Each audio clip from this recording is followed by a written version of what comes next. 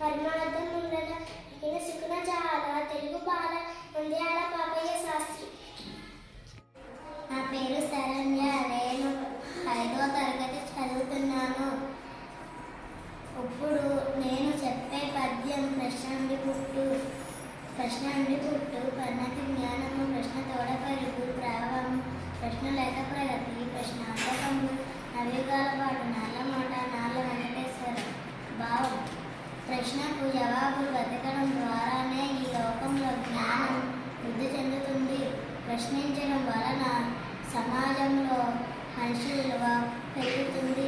ప్రశ్న లేకపోతే జగతి శూన్యమవుతుంది. నా పేరు పూర్ణశ్రీ. నేను 2వ తరగతి చదువుతున్నాను. ఇప్పుడు నేను చెప్పే గేయం ఊరూర దీపావళి. ఊరూర దీపావళి వీధి వీధి దీపావళి ఇంటింత ఎటు చూసిన దీపావళి దీపావళి గోడలపై అరుగులపై బారులుగా దీపావళి గుమ్మాలకు వేలాడే గుమ్మటాల దీపావళి. రండి రండి పిల్లలరా ఆకాశపు తారకులను అందుకునే చిచ్చి బుద్ధి అది కదిగో చూసారా. రండి రండి పిల్లలరా చిచ్చి బుద్ధి వెలుగి చీకట్లు తరిమేద్దాం చిరి నవ్వులు చిందేద్దాం. కార్తీక్. నేను 3వ తరగతి చదువుతున్నాను. నేను అనగనగా చదువుతున్నాను. అనగనగా రాగా మచ్చేంచు తినగ తినగ వేము తీయను సాధనైన పనులు సమకూర దల్లోన పదాభిరామ ఎవరో ఏమన్నా. నా పేరు రోహిత్ తరుణ్. నేను 3వ తరగతి చదువుతున్నాను. ఇప్పుడు నేను బహుళ కార్యములను పద్యం చెప్పబోతున్నాను. బహుళ కార్యములను పలికింపవచ్చు. బహుళ శ్రద్ధ చేయము పలకవచ్చు. సహనం ఒక్కటబ్బా చాలా కష్టంబున విశ్వదాభిరామ నిరవేమ.